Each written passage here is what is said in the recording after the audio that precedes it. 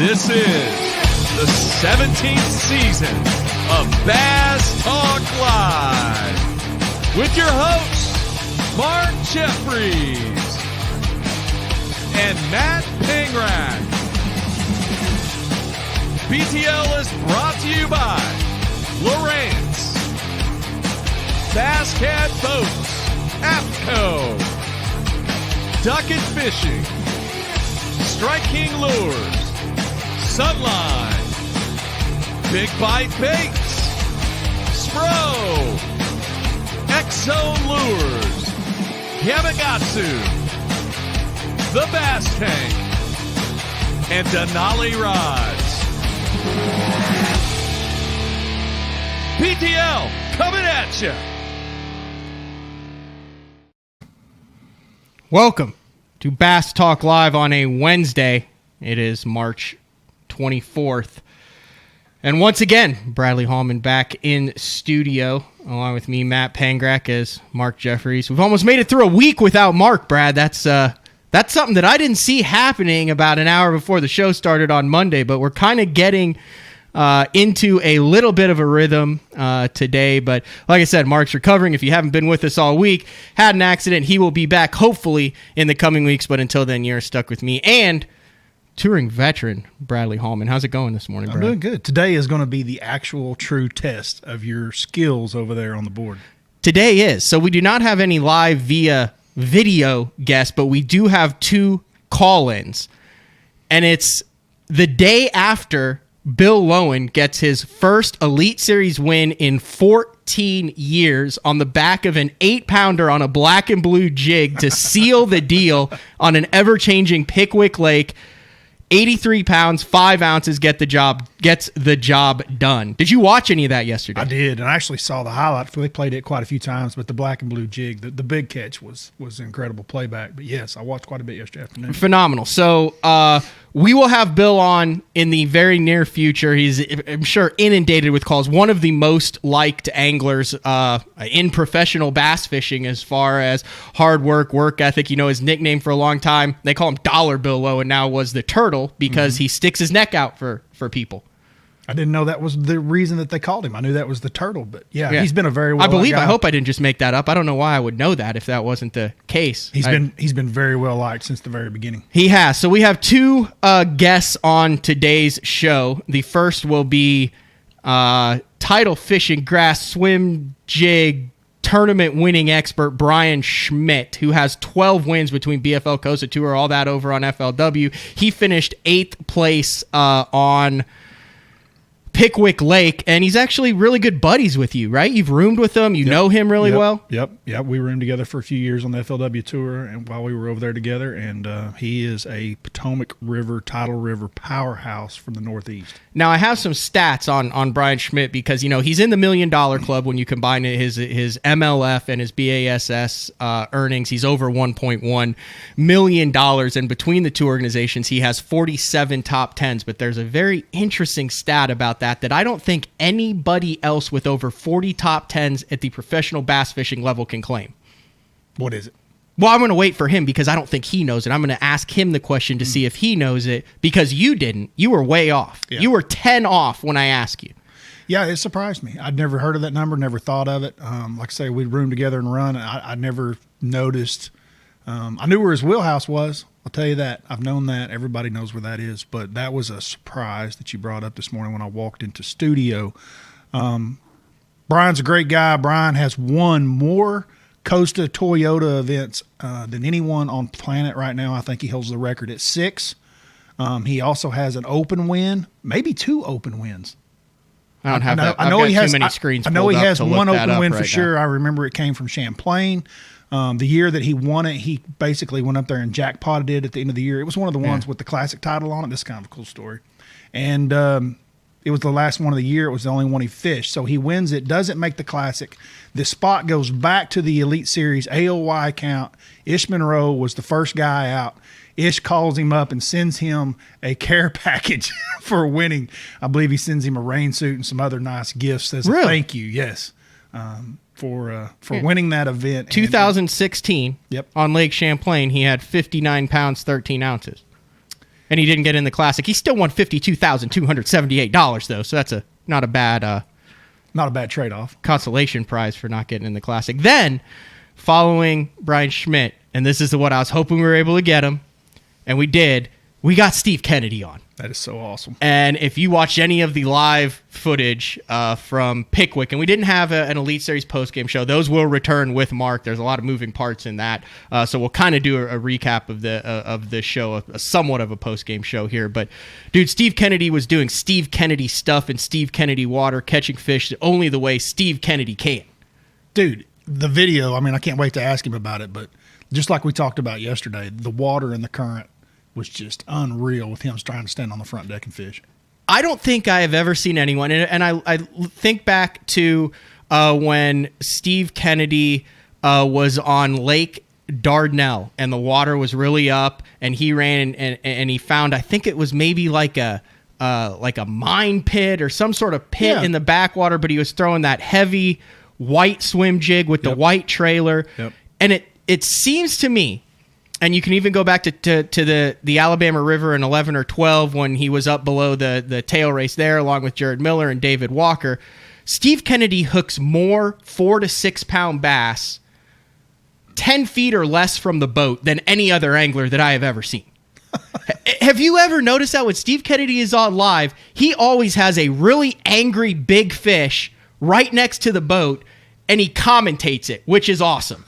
Because it's always... And he did this with this, good Lord, look at that fish. That's a giant. Oh, my gosh. And it's just hot. This fish is angry. It's flopping. It's jumping. And he just does no drag. He does no fighting. He just he kind of gets in this mesmer where he just looks at it. And this thing's just going nuts next to the boat. And he's just like, oh, my gosh. And for 20 seconds, it's just like, do something, Steve.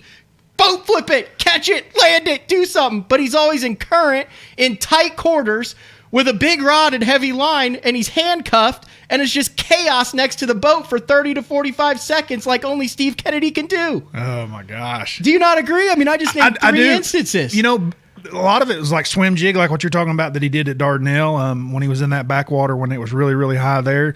Some of the ones going back even further, a lot of it was when he was really on that swim bait kick, you know, and that kind of goes to that bait because they follow sometimes a long time, right? Before they commit right at the boat. You've got a big fish on a swim bait close to the boat.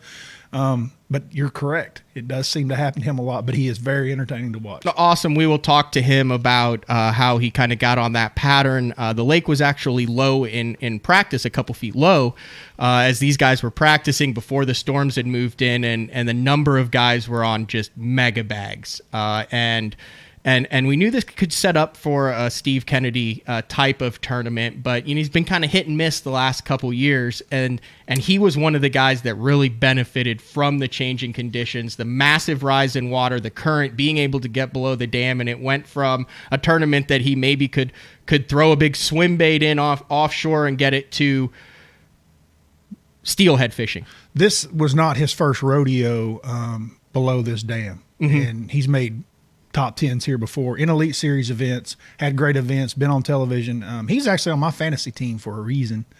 He was one of my better picks this past week. It was probably, if you really get down to it with him, I'm not for sure, but I've seen him up there too many times in tournaments and on television and making top 10s. It probably didn't matter if the water quit running at all, if they drained the lake, or if it flooded 20 foot. That's probably the area of the lake that he was going to fish. What interested me was, with that flooding water, there were not very many places up there to fish, which became evident as the tournament progressed because you saw guys fishing the same waters. Brock Mosley started in an area and crushed them yesterday morning that Kennedy had been fishing and fished that afternoon. Yeah, and I was actually talking, was it with you that I was talking about? I said, I think if you had just stayed in that little eddy break by the horseshoe all day, I mean, we saw Brock Mosley catch like a 4 and a 5. Kennedy caught a 6-pound smallmouth, and I mean, it was the exact same cast. Yes. And I think Mosley might have caught one on a swim bait with a jig head, Kennedy throwing a big spinner bait up there, but there was a lot of pounds that came out of very small confined areas, and I think if you hit those areas when those big smallmouth were up there in ambush mode, it was like you saw they'd roll up and it'd just be like one or two casts and bam, they're on. But I think there was so much current, the water was so high, I think it took away a lot of places to fish. I think there was very limited spots that you could actually get up there, hold in the current, make a cast, and catch fish. Mm-hmm. The thing that really stuck out to me in this tournament also was the amount of flip-flopping that went on with the weights all throughout the tournament. You saw the guys that were able to stay consistent were the ones at the top of the leaderboard, but man, Kobe Krieger had this thing in the catbird seat after a 25-pound, 12-ounce effort on day one. He backed it up with 20 pounds. Yeah. Guys around him were catching, but then he only came in with 10 pounds on the third day and missed it. There were a number of guys who had 2-3 pounds on the first day and then came in with big bags. Chad Morgenthaler missed the cut by a single spot, had 2 pounds, came back with a 22-plus pound bag on it. So a lot of guys weren't able to. Scott Martin was another one. I mean, I thought Scott was going to be in this thing to win, and he goes 18, 22, and then 9 on the third day. It was the entire event went this way, and you really couldn't. It's probably what made it such a great, interesting event to watch and to stay into, because you couldn't tell who was gaining momentum right at the moment that Corey Johnston weighs in 25 pounds at the end of day 3, and you think, okay, this guy's going to, he's got the momentum, he's going to ride, and then it slipped. And, and I even told you, I said, I had a really hot feeling about Bill Lowen after day 2. I was like, man, this may be the one that Dollar Bill gets the win right here. And then yesterday we talked, and I was like, man, I was watching what he's doing, his pattern, and it seems like the water's falling and he could be in trouble. And sure enough, the guy comes back. So it was like they just flip-flopped. You'd have a good day, and then you struggle through, and Bill was the one to be able to adjustments. One of the things, Chad Pipkins was actually tied for the lead going into the final day of this, and he came in with just 2 fish for 6-4 in the area he was fishing kind of behind that island. And Zona and Mercer and Height did a great job of talking about how much it was changing and how split-second decisions were important in this. And he kind of died out there where you saw Bill go to a different area and start fishing docks like he hadn't done. You saw Corey Johnson that figured it out. And it was really cool if you saw what Corey was doing with he was looking for the bare spots underneath the docks where the grass didn't grow. Right. And it basically was creating kind of like a shell bed type scenario under that where those fish were in the clean spot. And then the grass around the dock kind of provided like a little house for him. That's a really interesting area that he's in. I have fished there before and spent some tournament time actually in that area of the lake that he was in. That's a secondary main river run that comes in there, runs in behind some islands, and then those docks are there. And those docks were playing even in the event when I was there. There's definitely a lot of fish in that area of the lake. Really surprising to me that this was Bill's first win. He's been so close. He has... I think 9 top 5s on the Elite Series, either 9 or 10 top 5s on the Elite Series. You've been in that position before at tours. You've won events. You've been in the top 5 before. But does that wear on you mentally to do this for 14 years, to have over $1 million in earnings, to be considered one of the best veterans who doesn't have a tour win, to be that close with 3 second-place finishes, 10 top 5 finishes, and not be able to close the deal? I think probably earlier in his career, it was probably more of an emotional roller coaster. I think now, and it was very evident watching him fish yesterday, that he's been there, done that many times. And so he went out there and just, I'm going fishing today, and I'm going to fish the best that I can possibly fish, and wherever the chips lays, where they're going to lay.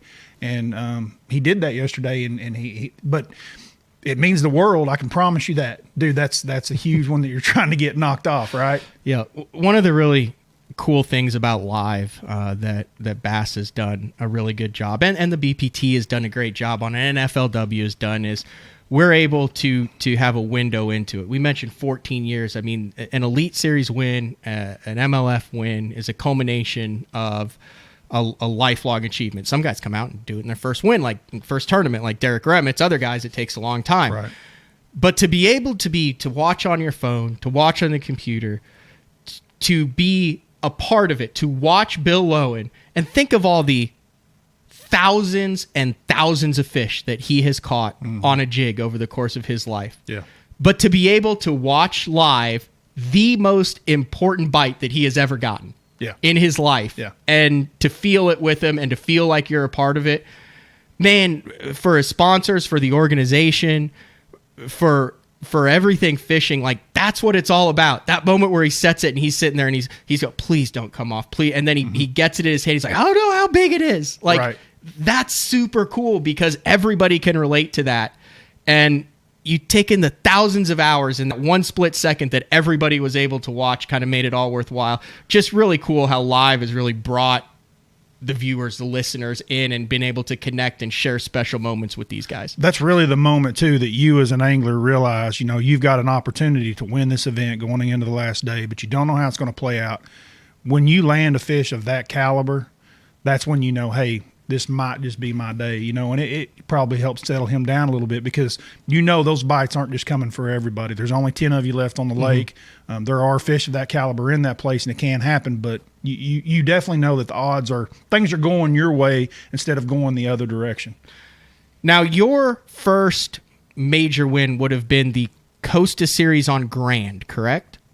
That was the first, I guess, big win that you had at a... It didn't feel the same, though. Okeechobee FLW Tour was definitely... The tour. Did you have that bite, that one moment where you hook up on a fish and you say, if I get this in, I'm going to win an FLW Tour event? First fish I caught day 3 of the event, Mark Rose was following me with a live camera for FLW, and I caught an 8-pounder, and... I turned to Mark and I said, this might just be my week right here. Yeah. Because, I'd been catching them really good, for 2 days, and then you start day 3 off with an 8-pounder. So it helped relax me. You feel like, hey, this thing may really go down, like, it may happen. And that's why I say that fish yesterday for Bill. He'd just moved areas. He had changed. He had left everything that he'd been doing, right, which is a hard thing to do. But he knows that he's got to stay with the conditions, and it didn't play out the way he really wanted it to the day before. So he leaves. He gets confirmation pretty quick. He catches a couple of smaller fish, and then he caught that big one. Does it make all of the miscuts, the money, the time away from home in that moment, does it make it all worth it? Dude, winning's a pretty good addiction, dude. It's the best drug on the planet. I'm not going to lie. It is the greatest drug on this planet. We got the Sabine River coming up in a couple weeks, too. Is Bill Lowen at the top of the list on that one as well? Yeah, absolutely. Absolutely. Dude, winning will not do anything to him but make him want to win more. Yeah, absolutely. And he's got, like you said, he's got 14 years or 16 years. He started in 2006 was his rookie year. He was a rookie with me, as a matter of fact. We were in the same group. 14 years, 1 win. So, yeah, he could stack up a couple quick, 3 or 4 in the next 3 or 4 years. Lowen cashes checks almost every single event. Lowen was steady and strong whenever we were rookies. He came out of Ohio River guy. You guys that don't know, across the country, it is a tough place to fish BFLs and catch a limit. Just to catch 5 is a grind. And those guys that come out of that area, they're grinders. And Bill is leading the pack with them. That's what he does, cash checks and catch fish. Well, we're going to try to get on the line someone who has a lot of trophies. Yes. Dude, is he underrated? Do people not realize how good Bryan Schmitt is? Because I know I hear about him from you and I've heard conversations where you're like, this guy's next level. We've seen what he can do. Right. But to have 12 wins, and I know some of those are BFL wins, which in some cases are harder than any other win. But to have that many wins, that many top 10s, is he underrated? Do you think people appreciate how good he is? I don't know that he's underrated. He's a beast. I can tell you that. He is a beast. I had mentioned to a couple of people that work at Bass in the media department last fall while we were finishing up opens that to keep their eye out for him. Last year was his rookie year on the Elite Series. He will admit himself it didn't go the way that he really had wanted. It wasn't the year that he had. I really looked for him to come out strong this year. He did. He started the year off with a win, right, down at Lake Toho. Mm-hmm. Won his 6th Costa event of his career, and then followed that up with the top 10 first start of the year at the St. Johns River. I believe he finished 49th, I think, in Knoxville. Had a good comeback one day, stayed in that event, and then another top 10, and he's sitting 7th in the points in the AOY right now. All right, well, let's give him a call. Let's see if we can get him on the Sunline Hotline. This is my first attempt at the Sunline Hotline in 3 days, so we'll see if we can get Schmitty. Hello? Bryan Schmitt. Hey, how are y'all? Hey, you are live with Matt and your good buddy Bradley Hallman. How long have you been on the road? Oh, just a few hours this morning, man. I left the tournament yesterday and drove, 3 or 4 hours, stopped and knocking the rest out today. It's a 12-hour trip, and I just wanted to be home kind of early afternoon today just so today's not a total, bust. help out with the family and everything. I gotcha. Well, in a tournament that it seemed like it took 3 weeks to complete, you had the practice with low water and then 2 canceled days and then 4 days with changing conditions.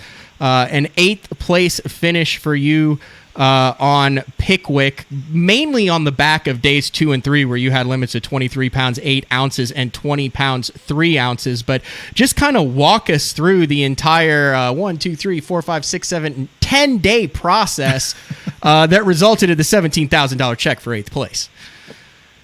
So, man, we all show up, and I'm traveling with John Cruz, Ed Lockern, and Derek Hudnall, and we're excited. We don't really know just yet how good it's really going to be. And early in practice, man, I mean, everybody's catching them. It's the first time in a long time that you're riding around. You're like, oh, that looks good.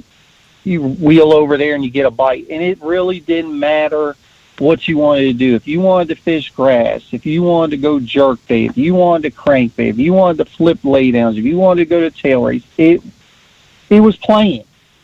And of course, day 2, I found really good deal going on in a couple grass spots, and that's obviously what I search out. If there's ever grass on a fishery, that's going to be my deal that I'm really going to push, and I felt really, really, really good about it. So a little lead up to this whole thing is the lake was as low as it had ever been. They had in winter drawdown, and then they sucked like 3 feet or 4 feet out of it right before we got there because they anticipated this big rain. So the big rain was coming the 3rd day of practice and the 1st day of the event. So everybody practiced full 2 days, and here comes the 3rd day of practice, and a lot of people didn't want to go. Like, it was going to start early in the morning, and it was calling for severe thunderstorm, 100% chance, and tornadoes. So we all kind of didn't go in the morning, and then there was a little window. Midday, you could go for a couple hours, and then that was it. So I went on that little window, and it had rained, probably 3 inches that morning, and things were already turning bad, like a lot of rolling mud. Mm-hmm. And can you guys hear me good? Oh, yeah, we got you. So man, everything in that area is really steep and hilly. It's like when you get a lot of rain, it's different than Texas or Florida. It flows in, and everything's turning muddy. The water's coming up, and we're like, man, we don't know if this is going to happen. So they ended up postponing it, and we were all very concerned that it was going to be totally canceled. So now they cancel it another day, and you're stirring, you don't know what to do. You don't know if you should rig rods or not. Hey, the lake's come up 6 foot, it's all mud. But the general consensus, everybody really wanted to go. I think it was fishing that good, and somehow we got it in, and it turned into be like really good, not dangerous. And so, man, to go from having this really good feeling in the grass, like special, to not being able to do it and to get out of there the way I did, I'm very satisfied. And all I did, to be honest with you, is I started right close to where I had some bites. I had a strip of grass that was tight to this one bank, and it wasn't going to be my main spot, but it had some fish on it. And I said, man, that water comes up, that little rocky bank inside that strip of grass, they ought to just go to it. And I started on it day 1 of the tournament, and I got bit really, really quickly right on the bank. And the deal was, man, that fish actually lied to me. The majority of the fish hadn't really come all the way up there. They were still sitting off a little bit. So, man, I only got a couple fish, and I said, let me run all the way down here. I know there's some clear water at the very, very bottom end. I had a couple bites down there jerking. I went down there and I got a limit. And, man, that was a big deal for me, you know, to run down there and just salvage the day. So now I got a limit, and I run all the way back up to where I started, which was near Kroger Island. Mm-hmm. And a very, like, last 30 minutes of day one, I got 2 bites a little out, just like where, if you could imagine where the old water line was. Mm-hmm. It's like they had left the grass. They weren't right on the bank. They were between the grass and the bank. And I told my marshal, I said, man, tomorrow I might be able to do this. And then day 2, man, I showed up there, and I probably caught 30 by 9 o'clock. Wow. And it was just like, oh, my goodness, man, this is special. And I had that 23.8. I lost some. Like, it was really clicking. And then, you know, day 3, the same thing. But the weird thing was day 3 and day 4, I had a lot of fish that would miss it. Like, I was throwing a chatterbait a lot, and it was the most violent bites you ever had. And a lot of them wouldn't get it. And then a few of them you would hook on the outside of the mouth. But I don't know if they were getting educated or they were just getting away from them. I could not figure out another way to catch them. But absolutely tickled to get out of there like I did, man. I felt like I was on fish to be competitive. I know in my heart I had bites to be very competitive. And, you know, with the conditions changing, I felt like I'm clicking a little bit, man, you know, to get out of there like that after the grass was taken away from me. So I'm excited. Huh. We're talking to Bryan Schmitt from Maryland, fresh off an 8th place finish at the Elite Series stop on Pickwick, and watching the live and talking to some of the anglers who did well in this tournament. It seemed like the key for the guys who got out of here with a good check was how quickly they were able to re-find those schools of fish that they were catching before all of the conditions changed. And you talked about it, how it took you about a day to kind of figure out exactly where they set up, but that seemed to be the key. So you believe you were catching the same fish that you had found in practice. They had just relocated and were eating the bait a little bit differently. 100%. Yes, sir. Wow. That's got to be tough to do, to go out under completely different. I mean, the place probably didn't even look the same that it did as it did in practice at all. Yeah, that was the crazy thing. It was like when you got down to like those areas that you were fishing, because like then you really start to look at the bank and you're like, wow, this is so different, man. And it's so hard because all the science and the books say, you know, the water comes up, they come up, dirty water, but there's something about that TVA. The other really big thing, man, about that TVA deal is they love that current.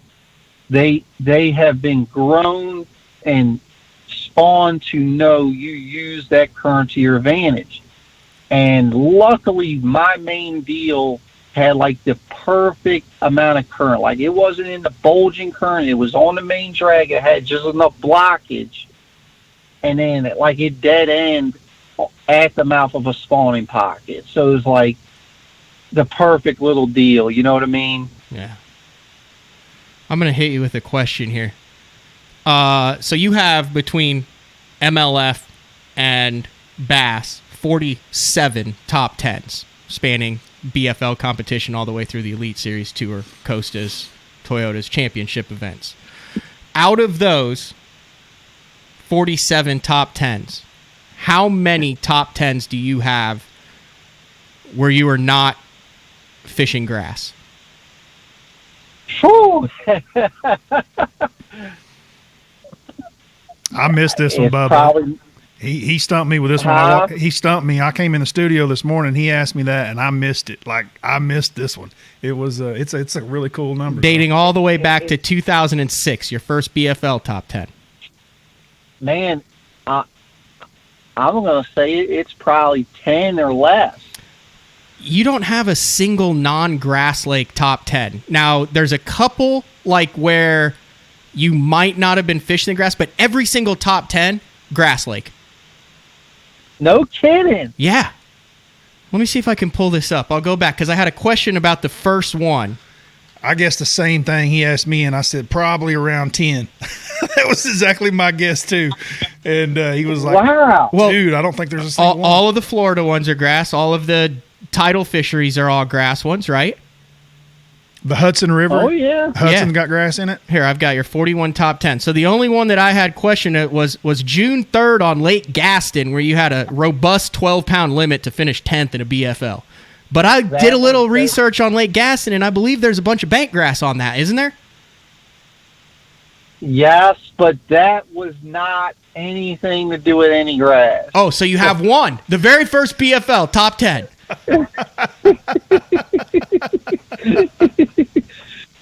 So you just inspired me. I mean, I'm going through it. Obviously, you got Chesapeake, Potomac, Champlain.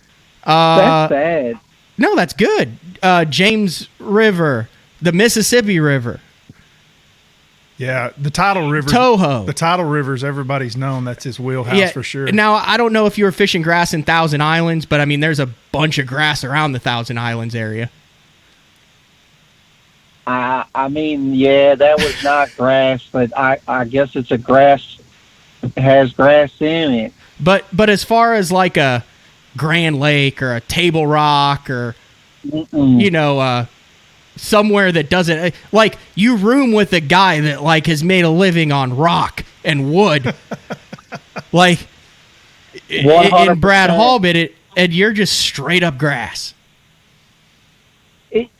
You know, that's such an interesting thing, and the only tournaments I can even look back at is like some Beaver Lakes, and the one time I went to Grand, like I had decent days, but I didn't put them together, you know. Yeah. But Does that freak you out when you get on a lake where there's not a blade of grass? Like, are you a little uncomfortable in that scenario? you know, it's hard to explain. Yes and no. Like when I know there's grass on a place, I am so happy. But I'm starting to learn, you know what I mean? Like I'm starting to get it. Those Heron Lakes, though, that's probably my number one deal. I just don't like Heron Lakes. I don't like how they act and everything. And, you know, like a bass is not a bass on a Heron Lake. But like those Grands and Beavers and stuff, like I was starting to get a little rhythm on those places, man, you know, but no, that's very, very interesting. The thing I wanted to ask you about is your nice little turnaround that you've had. You were probably in a little better mood sitting 3 tournaments into the season than last year. You have made 2 top 10s, 3 checks, and you were sitting firmly inside the top 10 in the AOY. Can you expand on that a little bit this year from last year? So, yeah, Brad, you know me, man, and you know how passionate I am, and you know, last year just got away from me, man. It's so weird, but it's like, you know, there were some dates that got moved, that some events I was really excited about, and it's just every excuse in the world. But at the end of the day, I didn't catch bass. I didn't catch enough bass, and it really bothered me. And I looked really hard at myself this winter, and I'm like, you know what you're doing, and it's just somehow you get a little extra motivation, man. And I'm angry this year. I'm very upset about last year, and I feel like my back's against the wall, and I'm clicking right now, man. I don't know how to explain it, you know, and not always do you have good tournaments or get on a roll when you need to, but it's happening right now for me. And, you know, I just hope to keep it going, man. Like last year was just so sour, you know, and there was even as bad as it was, you know, like, I mean, it wasn't like I didn't finish in the bottom of the points, but there was events that I legitimately felt like I was going to hit a home run. And some weird, unexplained things just happened. Yeah. That you can't even make up. Right. And it got to be comical in a little way. And I just put it behind me. 2020's gone. You know, I sold that boat, everything's new, and it's a new year, man, and we're ready to go. Well, you got it going your direction for sure, and you've got a tidal river, I believe, next. That's what I was going to ask, Brad. Do you want to bet against him on the Sabine River? So, guys, if your fantasy fishing team, this is not a bad guy to take. Oh, you pick him every week anyway, Brad. You've picked him every week since I've known you. Well, I'm definitely going to take him on the tidal river. I don't believe you've been there before, have you, Brian? I have not. I didn't think you'd fished a tournament there before, so it'll be his first time, but I don't care. It's still a tidal river system, and when you go through those stats, you will see those keep coming up. I said it last year. That was on the schedule last year, and I said that, besides Champlain, that is my number one event that I'm looking forward to, because I know it's not this 20-pound slugfest, man, but it's a tidal system. It's a massive tidal system, and those places I click with, man. And you know, it looks like we're finally going to get that tournament in, you know, if nothing crazy happens with weather or something like that.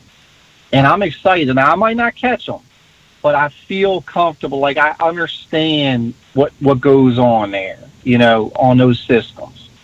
So I'm excited about that, believe it or not. And then we go to Fork, which last year was my first time there, and I did horrible.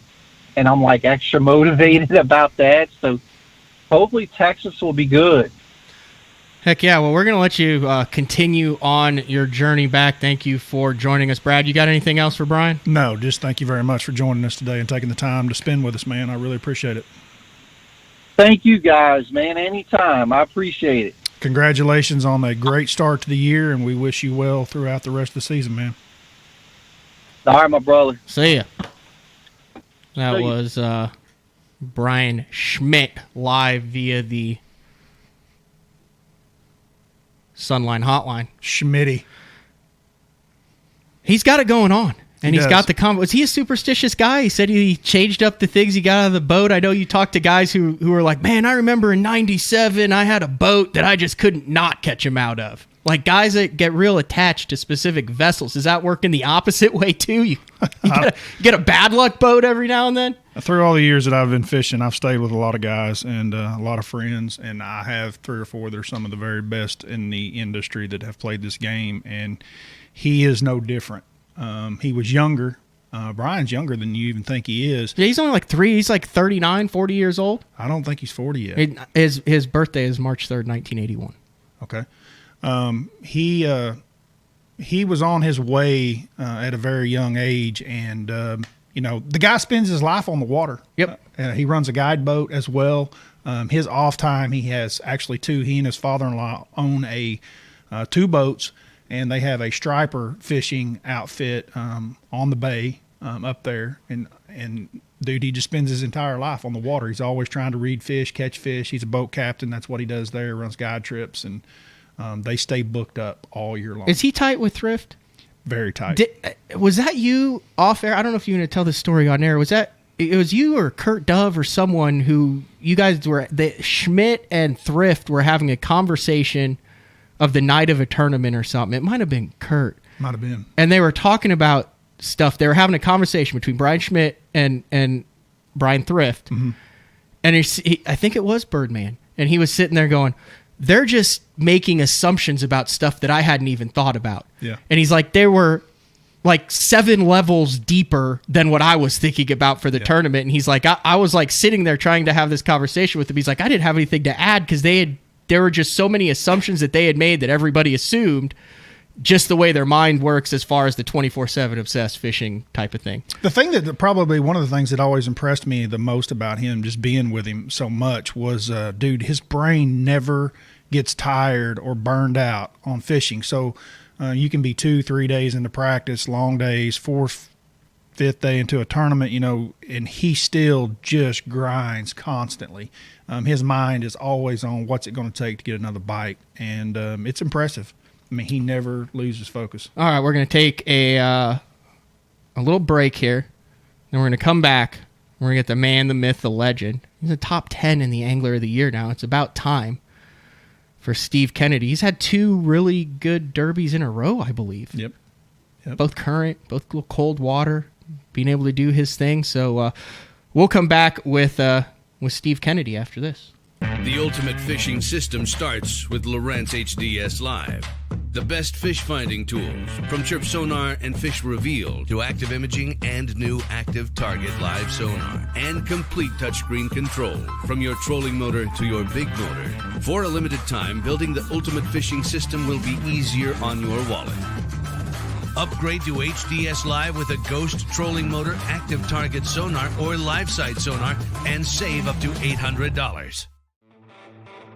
Basscat's legendary 20-foot platform has been paired with angler-approved accessories for 2021. Puma FTD features the proven hull used by many of the top names in bass fishing today, backed by a transferable lifetime warranty. The Puma FTD boasts a full team deck concept which enhances efficiency for you and your tournament partners. Turnkey tournament-winning performance. The Puma FTD SP from Basscat. Let's face it. Fishing electronics are no longer an afterthought. They've become a necessity. And at the Bass Tank, our experts match you with the right electronics, provide professional installation, and educate you to help maximize your catching results while providing support along the way. Because let's be honest, it's about catching, not just fishing. And when you're ready for better results, join the Bass Tank team. Visit us today on Facebook or go to thebasstank.com.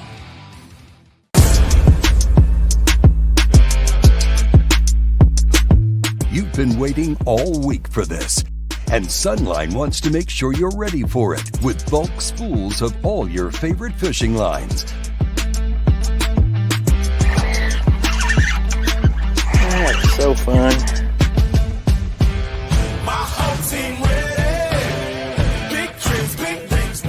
Bulk up with Sunline. Guys, what makes our Spro lures beat the competition? I mean, you have to admit, we nailed it with my McSticks and rock crawlers. Man, we've all won money on my plugs. My Wamick shot put fish in my boat. One thing's for sure, we all count on our Spro lures to beat the competition. Designing cutting-edge baits with some of America's top anglers. Spro lures beat the competition. To see the entire lineup, visit a retailer near you or spro.com.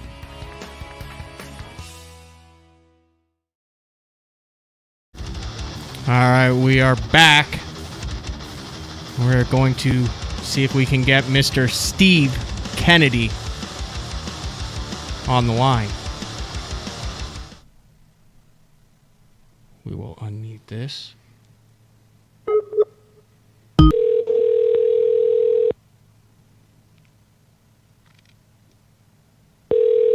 Steve was working on getting the campsite broken down and getting on the road at the time. So we'll see. He might be... Hello. Steve!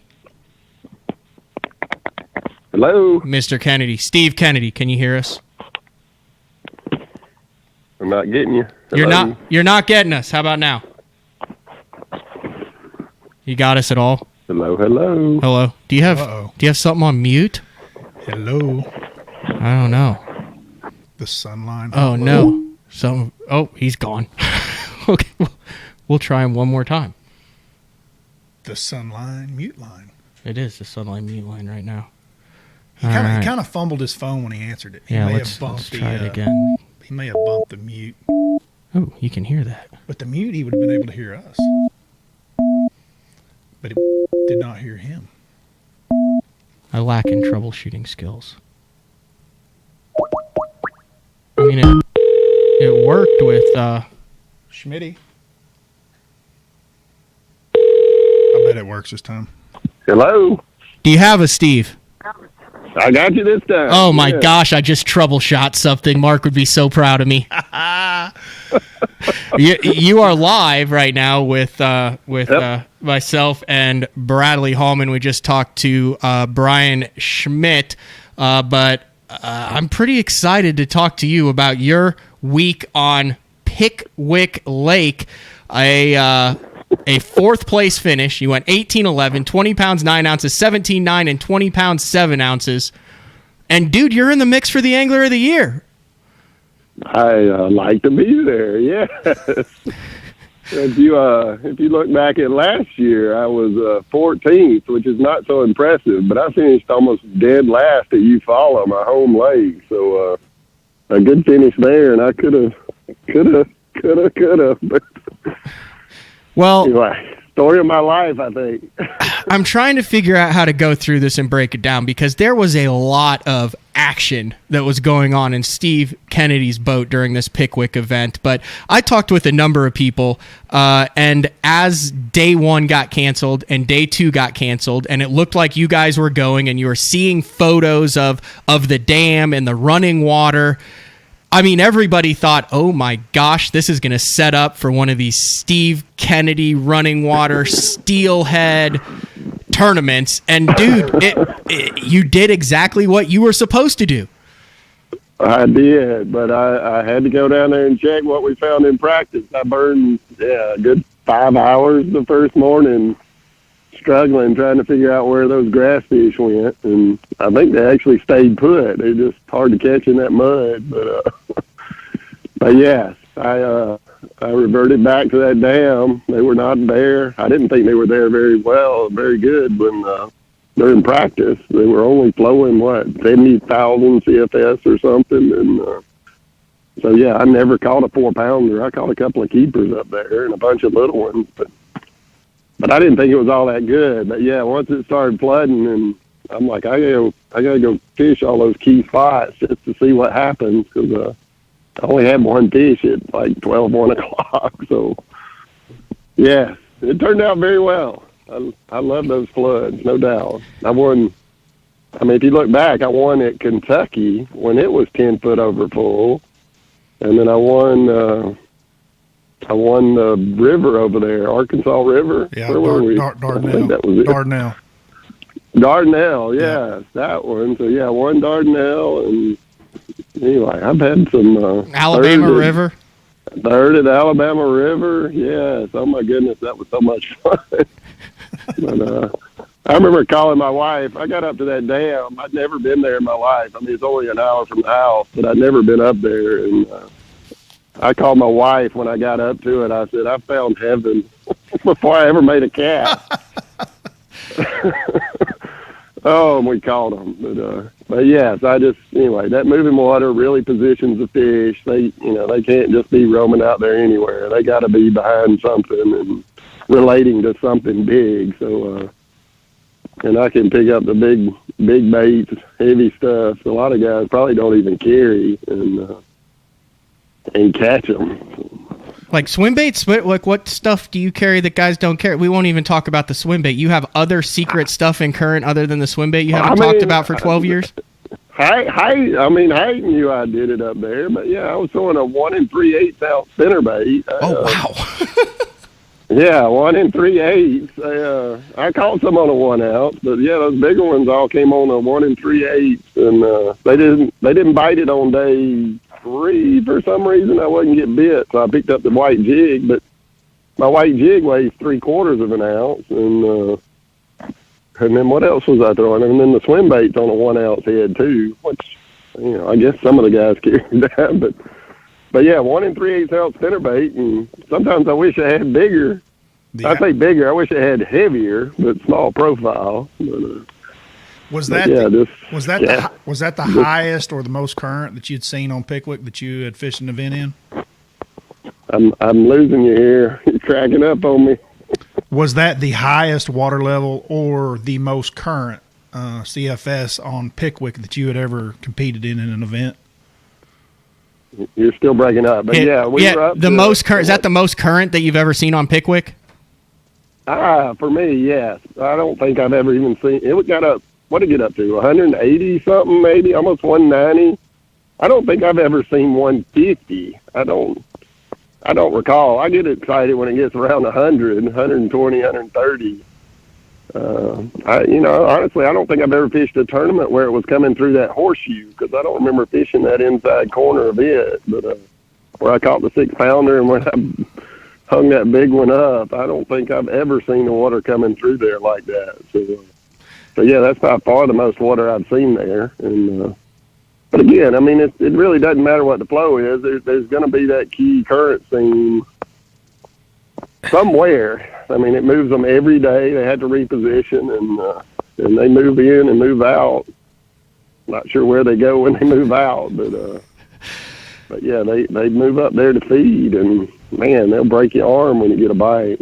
Okay, walk us through this, Steve. So I was watching on live along with a lot of other people. Bass has done unfortunately for you, you lost that fish.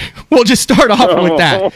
But that whole process of going up there, talk about navigating that type of water. I thought it was really cool. The talk that you had with your cameraman about safety, about how you were trying to position the boat. You had a lot of stuff going on before that 5-6 pound smallmouth hit you and then got you stuck in the tree that should have been dry that you didn't know that you could get it out of, and the boat spinning. But does it, when you're in that moment, does it feel like chaos to you, or do you feel like you have everything under control? Because it looks like total and complete chaos. Okay. It was, I've done that a lot. I grew up fishing the Flint River in Georgia for shoal bass. I mean, it was 5 minutes from the house. We went out there every Sunday afternoon when we weren't tournament fishing. So, yeah, it was used to fishing moving water. So, yeah, we've got up there where we were, it's typically sandbars, and logs, and but pretty fast current. And then if you get down south of there, north of Seminole, you actually get into that limestone, coral-looking rock that's, we've got shoals down there they call Hell's Gate and stuff that we run through. So, it's something I've done my whole life. I love it, absolutely. And, I mean, it's incredible fishing, but where we were there on Pickwick was intimidating to me, much more so than the Alabama River, and yeah, especially that one spot that I idled up there and fished it. I went up twice because I hooked that big one, but yeah, I got all the way up there. I mean, going up, there's a couple of key things to remember. I made sure, y'all may not have seen it before, I made sure he knew where he had an inflatable vest. I made sure he knew where to pull the handle. I said, don't worry about the camera, worry about yourself. If you come, it's pretty easy to get knocked out of the boat if you're backing up in that current and hit a rock. And to me, I mean, it's water. I've been in the water a million times in a canoe kind of thing. So, I mean, it doesn't scare me to go in the water at all. But when you bump a rock, typically you just walk right out of the boat. Just don't try to hang on. Just go in. I mean, just jump in feet first. If there's something there, you land on your feet. Don't go in head first. But then the other key thing is don't get caught between the boat and a rock. That is my biggest fear of anything up there is somebody in the boat with me getting caught between the boat and a rock. I canoed down the Nantahala River. Where's that?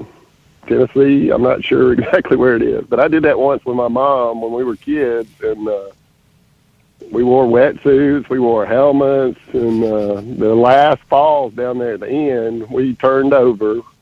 And my mom got her head caught between the canoe and a rock. So I popped up down below all of that. And, there's people there with ropes throwing them to you and whatever. And I looked up at them. I'm like, where is she? And they all holding their hands up like, we don't know.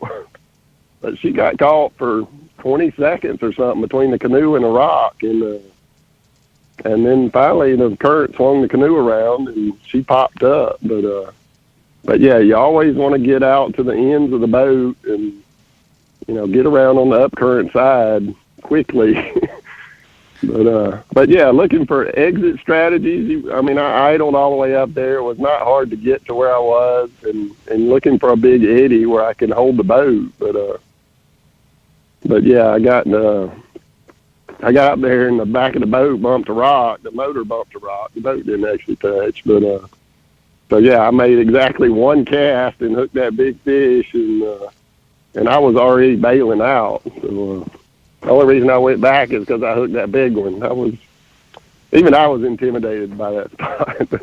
It was very intimidating watching it on live, and the lecture to the cameraman will go down as the cameraman sermon. Yeah, one of the best safety speeches I've ever seen is Steve Kennedy pointing directly at the camera, going, "Don't worry about anything, including that thing." The guy's holding $100,000 Sony Red camera. Yeah, right. Just all of that can be replaced. The boat can be replaced. It's not. Anyway, I'm honestly, I've been in the water in that situation. Similar stuff, not quite that big, but all you do is put your feet up, float downstream. You know, don't get hung on a rock. There's no big hydraulics there. There was nothing. I mean, even the drop coming off of those things might have gotten in the boat. But I mean, there's some places up there, you know, up above all that. I could have gotten in up above the island there, but you've got those spillways coming down, and they create a big eddy that sucks you into them. And if your boat ever gets sucked into that, it's going under. You're going under. I don't know where you even pop up. So, yeah, I would have to have at least 3 or 4, maybe even 5 floodgates shut off before I'd even think about getting into that type of eddy. The way they had it set up, there was one floodgate off and then one on right next to where we normally catch them up there by the generators. And it was so tempting to go look at it. Even Height said, he's like, "You can't get in there." And I'm like, "It's not getting in there that's the problem. It's getting out." Yeah. Wow. So another thing you don't want to do is get a boat hung up on a rock or a tree, any kind of strainer, because that water puts so much pressure on that boat. It can tip it over and fill it up in a heartbeat. So yeah, you don't want to get up above something that's going to do damage if something fails. I mean, it happens quick. Yeah. It happens really quick. But again, it's just water, and I mean, we do that for fun. Whitewater rafting. They just opened up that place over at Columbus, Georgia. I mean, people pay big money to go ride down that kind of stuff. It's totally fine, other than those 7 things that could happen to you if you don't do it perfectly right and read the water perfectly right. I'm not worried at all about what happens to me. I mean, if I go in the water, I go in the water. It's cool, but it's not. Yeah. Well, I mean, it was safe. Bad. You guys are professionals. I'm worried about doing damage. Yeah. I'm worried about doing damage to my boat. Yeah. And it's not worth it. I mean, make a $20,000 check and do $20,000 worth of damage just doesn't work. Well, I got to get you on here, Steve. Before we let you go, I have to talk to you about, and Bradley and I had this discussion yesterday, and you will be the perfect man to settle this discussion. We had a discussion about which fish is meaner, a TVA smallmouth below the dam there, or like a Thousand Islands smallmouth, because we know the fiascos that you've been through trying to rascal those beasts up there in New York. Walk us through what it's like when a 6-pound smallmouth and 7 miles an hour of current on an 1 3/8 spinnerbait and 20-pound string blasts you 10 feet from the boat. It was anyway. It has to go to the Tennessee River fish. I'm telling you, they that big one. I mean, I knew it was a big one. It went slack and then stopped. It was one of those. I'm coming. I'm like, where did it go? And then that head wrenched around. I assume he was trying to go back up current, but there was no doubt this is a big one. And then I hooked another one over on the far side that I swore was not a bass. I mean, he had me straight line, screaming line off the reel because he was over in that current going downstream, and I swore it was a striper. And then I felt the head shake. I'm like, this is a bass.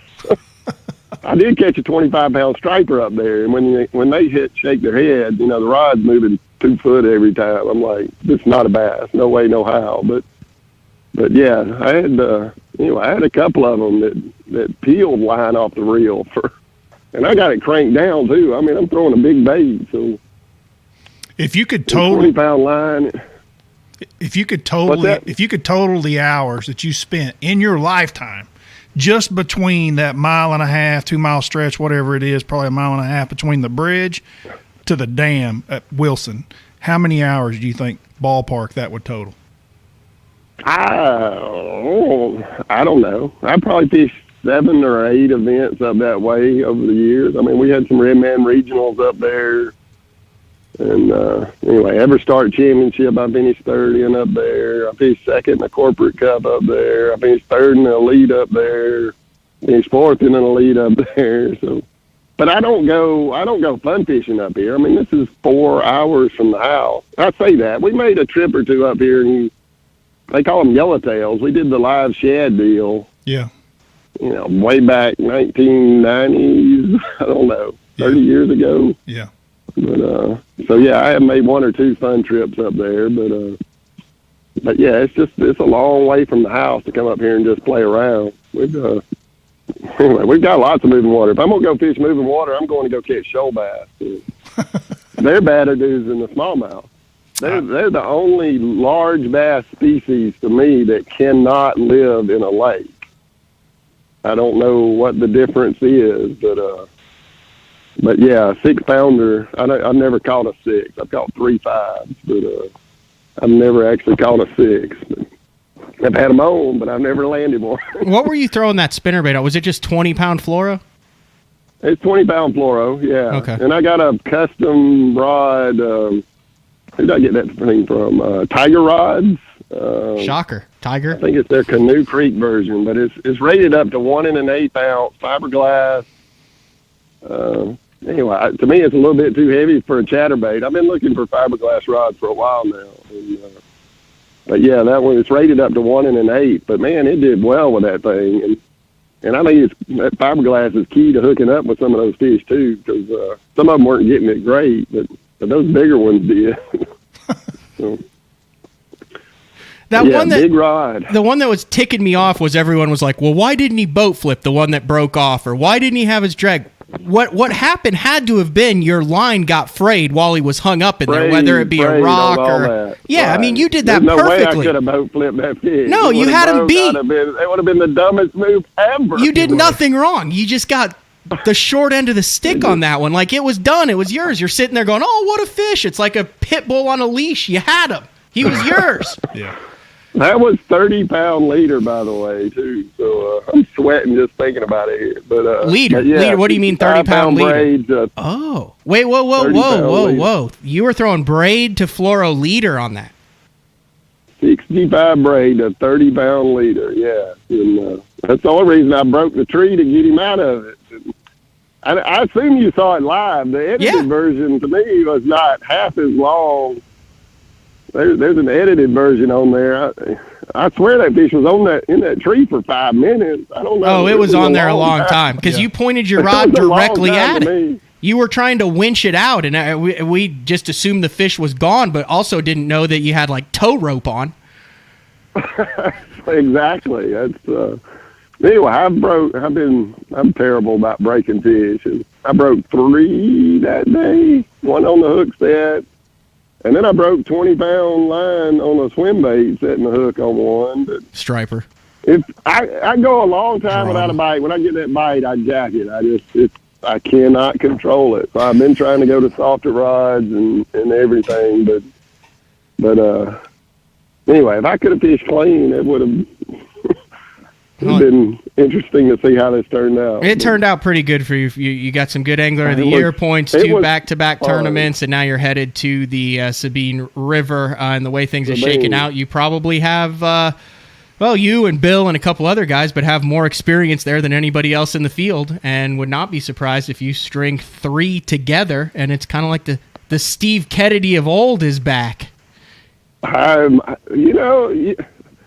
feel really good about my fishing right now. Yes, I had some incredible years back, 07, 08. Before we had kids, I was fishing a lot more than I have been lately. But you know what? The biggest change for me has been that the Ghost trolling motor, which was a big player in this heavy current, and then that the Lithium Pro batteries. I've got 120 amp hours of lithium power. So in the past, when I was working that current or doing whatever, I'd be dead in the water at noon. I mean, they're just drifting, you know what I'm saying? Yeah.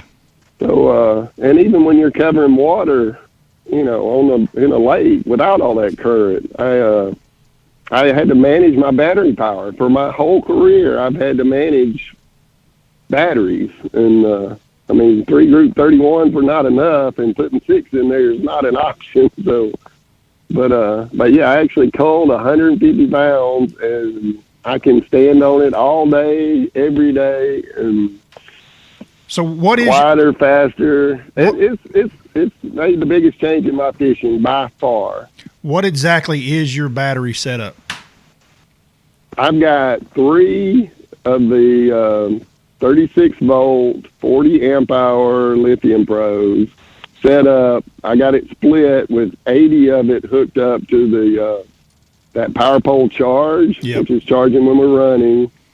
And then I've got 40 amp hour battery, a single battery that's totally out of the setup, so I can just swap over to it. So if something weird were to happen, I got us the spare battery. And like I said, I've still culled 150 pounds doing it that way. But I hear a lot of guys talking about wanting to run 3 12 volts because you can swap in a 12 volt battery. I'm like, I got 3 independent batteries that I can use. Why would I ever have to swap one in? But the only issue is cost, really. I mean, but for me, it's worth it, man. It's the best thing I ever did to my boat. I think we ended here because this is a first. We had Steve Kennedy have a sponsor plug on the show. I've known Steve forever. He dropped lithium pros and ghost trolling motor and tiger rods and tiger rods. Dude, but listen to him. Well, I mean, anyway, he gave me a rod. He custom built it for me. I better mention him. But anyway, yes, it's made the difference. You're talking about me being back. I'm still losing fish like crazy. My execution. Are you my language? But my execution sucks right now. Are you still using? But I'm getting so many more opportunities. It's I'm gonna win one. I just feel like I am. It would surprise us. You're going to take that tiger rod and that ghost trolling motor over to the Sabine River and put those lithium pros to the test and come out with the win, aren't you, Steve? There you go. No, the big one, Sabine's going to be all about that Bass Cat Hero running 80 miles. Oh, there we go. Got another one. Wow. Come on now. We've got the big run coming up. And we'll probably have spawning fish since we're there in April. So, yeah, I might even put my power pole to work there. So. Awesome. Well, Steve, you are the man, and I greatly appreciate it. I know you're trying to get on the road. I appreciate it, man. It's great to see you. Great to hear you do a great job on live, and we will see you down the road. It was so much fun. So much fun. Wish we could do it again. Almost went back out today. Oh, my God. That's what Brad said. Brad said bet you went out the day after. I wanted to go. I got a couple of things I want to go try, but anyway, I'm not going to do it. And we're camped. They ended up closing McFarland Campground on us, so we ended up staying in a TVA campground up here at Wheeler. We're camped out at the mouth of that Second Creek. I finished second to Takahiro here at Wheeler. We're right here at the mouth of the creek. I'm like, I know where to go catch a big one right here, too. But no, we're headed home. We got to get ready for the next one. All right, Steve. Have a good one. Thank you. Good luck, man. After a while. Appreciate it. Thank you. Vintage Steve Kennedy interview. Vintage. I was wanting to ask because he was talking about things changed, but I was wondering if his practice was still the same as what it used to be in 06, 07, 08 when he was on that tear.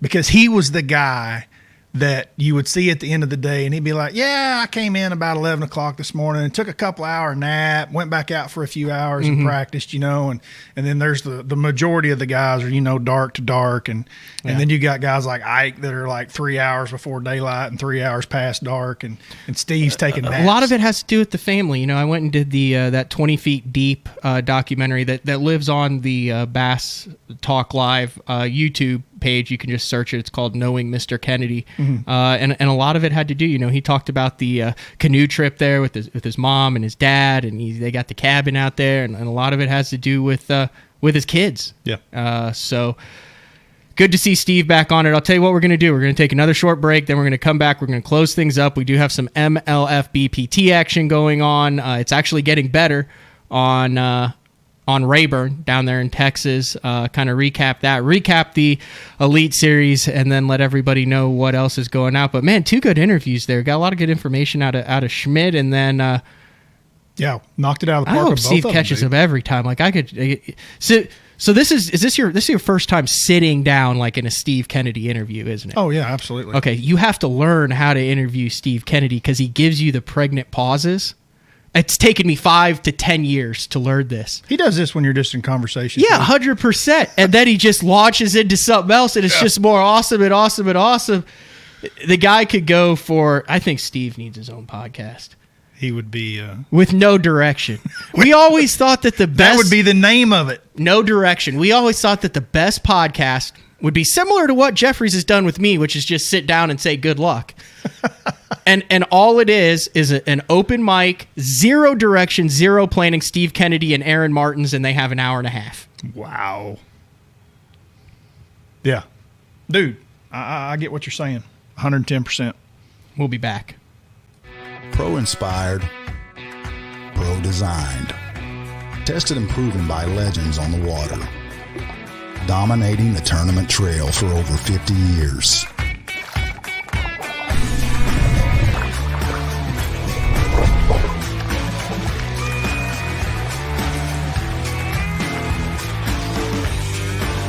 Everything you need, one legendary brand. Strike King. Hey guys, Major League Fishing Pro, Jacob Wheeler here with my new Signature Series line of rods with Ducket Fishing. We have my 7.2 cranking rod right here.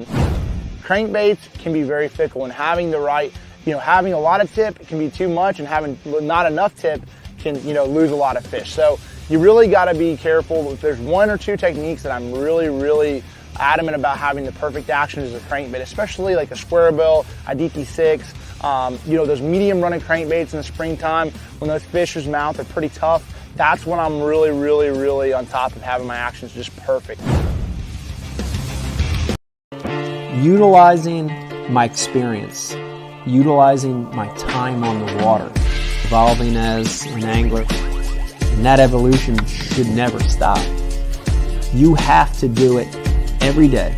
From when you wake up in the morning, you got to be thinking about continually changing every minute, every cast. That's really the premise of fishing the moment. Hey everyone, Brandon Polnick here. People always be asking me what I got tied on. And I'm like, X-Zone lures. And they're like, Brandon, why you got X-Zone lures tied on? And I'm like, let me show you why. The bite. Get out of there. Get out of there. Oh, yeah. Oh, it's freaking digging. Get in here. Oh, God. Giant. Oh, my gosh.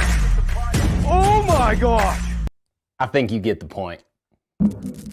Big companies get bigger and bigger and talk about their fancy labs where they study fish behavior, but then they all go golfing on the weekend.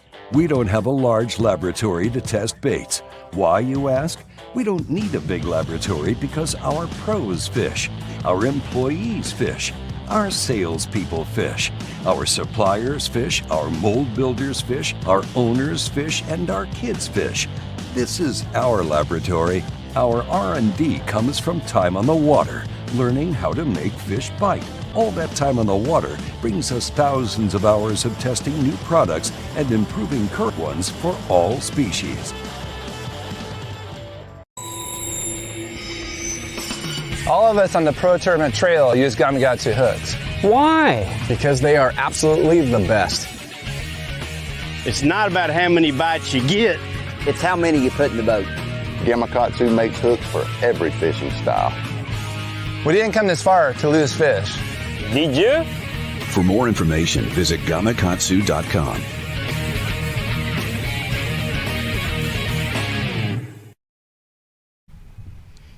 All right, we are back closing out the final segment of Bass Talk Live for a Wednesday on March 24th. Wrapping up the kind of Elite Series discussion for the Pickwick Lake tournament. Bill Lowen getting his first win in 14 years on tour. And then we just talked to Bryan Schmitt and Steve Kennedy, who did similar but different things. It seems like Schmitt stuck with his fish, but made an adjustment based on the current, whereas Kennedy bailed on his fish, but made an adjustment because of the current. Mm-hmm. It surprised me to hear that Steve didn't just start right at the dam, that he spent some time, he had some grass fish that he wanted to run to. When I saw him up there, I was thinking, yep, just same Steve in the same area of the lake that he has had so much success in the past. They all had great tournaments. It was a really, really fun event to watch. It was probably one of the best that I can think of in a while. We're a third of the way through the Elite Series season now, and if you look at the Angler of the Year standings, I mean, I know that it's early to look at this stuff, but points are points, and when it comes down to the end of it, the points that you get at Pickwick are just as important as the points that you get to close the season out. And Patrick Walters leading the way, having a great season. He's had a great career since he came on, but really sticking out to me that I think a lot of guys are going to have a mountain to climb because we always go up north. And the thing is, can the smallmouth anglers get through the pre-spawn, the spawn tournaments, and the southern tournaments before they go up north? Well, Seth Feider's in second with 246 points, and Brandon Polinick is 1 point behind him in third with 245 points. And then you have Corey Johnson, who's in sixth with 238 points. Those are three guys who will have top tens in back-to-back events up north that are going to be really hard to catch, and I think you might see some separation there. I know Brian New isn't a juggernaut smallmouth angler. He actually caught, I believe, his personal best smallmouth of 5-1 here at Pickwick. Seth Feider calls that a decent one. Patrick Walters will catch him up there. You got Hackney in fourth, but I'd have to think Hackney missed an opportunity here. He actually missed the cut. Yeah, I would say for AOY, he definitely did. With rising water and seeing how some of the other guys caught him, definitely missed an opportunity. Yeah, probably one of the biggest surprises to me right now, scrolling down, would be Brandon Cobb in 49th. You have your defending Angler of the Year. Well, you have your Angler of the Year, Scott Canterbury. He's in 50th.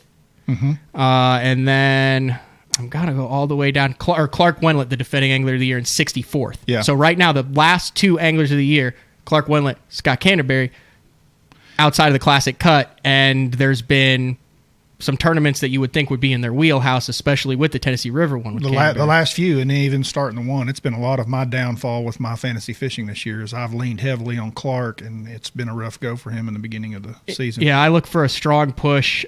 Chris Zaldain got things back on track. I saw he was throwing the big swim bait. He was fishing the current breaks. He was fourth after day one. He ended up slipping, but Zaldain gets his first check of the year, which is hard to believe. He's down in 80th. Really? With he's got a lot of time to. There's to a lot of catch up. tournaments. It's early. It's very early. There are only 3 derbies in. There's lots of fishing left. Yeah, absolutely. Over on the BPT, they're kicking things off. They weren't scheduled to be overlapped like that, obviously, with the 2 days.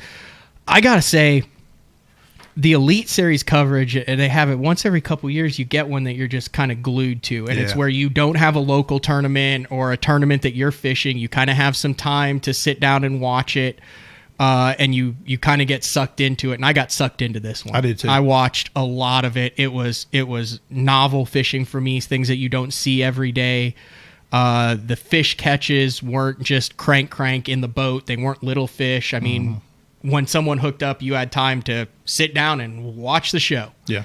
And the environment was just so intimidating to watch, especially the guys that were up below the dam. It was incredible. And they had the 4-box going. They had just a little bit. There was one little like eddy that kind of had some bad service in it. That one that Kennedy was in every now and then. But as a whole, I mean, you had the 4-box with everything going on. A lot of fish catches, big fish catches. I thought it was awesome. A great display by I felt like Bass. it was the wind and the current that was actually messing up the coverage as far as the connection, because it was just so haywire right there. So now, I mean, I'll watch the BPT here. I know they've got some really cool new features with the BPT as far as catch tracking with lures and times and where they caught them, and a lot more interactive ways there. just wrapping up the qualifying rounds, day 2 of qualifying in the first round. Surprise, surprise, Ott Defo back to his normal tactics. He had 59.11, so he's in. Dustin Connell continuing the current Red Crest champion, finishing second. And then your guy who qualified through the MLF Pro Circuit, Spencer Shuffield, making the most of it. He cashes a check and makes the cut there. Other notables, Kevin Van Dam's in there, Brian Thrift, Jacob Wheeler, kind of the normal cast of characters. And everyone's 0, though, so everyone's tied, so that doesn't really matter what's going on there for the next day. That'll start in 2 days. And then today, looks like Gerald Spohr, he's safely in. Mark Daniels Jr., Mark Davis, and they still have a bunch of time fishing. But right now, the cut's only at 14 pounds, 4 ounces, which is shocking for 2 days on Sam Rayburn. I know they've had some adverse conditions over there, but they've been fishing for quite a while. A day and a half now. A day and 12 hours. Yeah, it's 14 pounds, 5 It's not up keepers. to his norm right now for some sure. 8, some 9 pounders though. So as far as I know, we're doing day 4 with Frank Scalish tomorrow. Wow. You probably have to do some stuff to get ready, don't you? 100%. Because we're leaving in 2 days. Yes. Is your truck going to be done by then? I have no idea. We're headed to Smith Lake. You get some time off. Do you have a hitch on the back of your boat? Could I hook my boat to your boat and we could just take one truck? Oh, you don't want anything to do with that. Wouldn't that be cool though? No, that's like the guys. One of the dudes for the pro circuit has stackable trailers. Yeah, he's got not stackable. He's got the center hitch with his big truck, and then he's got a fifth wheel behind it, and then his boat behind it. It's 3 long. How does he pull that off east of the Mississippi River? In a straight line. That's how he pulls it. They turn you around in some states. I have no idea, but it was hooked up like that. Yeah, you can do it out here, Oklahoma, Texas. It's legal. I know when you hit like the New York border, state of New York, they will tell you to get off their interstate and get out of their state with that hookup. Yeah, guys, I've kind of been neglecting the instant feedback here. If you're watching it live, I know we had a lot of viewers on for the show. I'm trying to just click as many buttons, but we are keeping an eye on it. Thank you guys for kind of being patient through the transition until Mark returns. And Brad, thank you for coming in as well too. It's been made it a lot easier to have someone to bounce things off of, and you're pretty darn good at this, considering a couple years ago you would want no part of a podcast 3 days in a row live. But I greatly appreciate it. Dude, you've done a great job. I know it's been a tough task for you to get caught up on speed, and it's not an easy job over there in the driver's seat. But you've done a great job this week, man. Thank you. I greatly appreciate it. So we have like 48 hours, and then we're going to caravan to the second Bassmaster Open. Are you going to do what's your schedule look like on YouTube? I don't know. It's dragging right now. It's dragging. I'll have a video out the next day or two for sure. Okay. And then we do Smith Lake, and then you got a week off. We got 3 opens in the next 5 weeks, though. Yes, that's the problem. We've got a lot of fishing. We got to add some sort of hardware back here. Are we going to do some BTL from... That's the plan. So we got day 4 tomorrow, and then next week there's a good chance with the software that we have now that Brad and I will be able to do. We won't have probably like the cool exit music like we have right now, but we will have hopefully possibly some BTLs on the road next week if Mark doesn't get the clearance and if he's not feeling as good, and then the week after that, because I'll be on the road again because I'll be in Kansas for the Bass Nation Regional. We'll figure it out. Just stay tuned. BTL on the YouTube road. channel, BassZone.com, and BTL on Facebook. But that's all we got for today. Big thanks to Bryan Schmitt and Steve Kennedy and you, Brad Hallman. Yes, sir. We'll see you tomorrow for day 4 with Frank Scalish.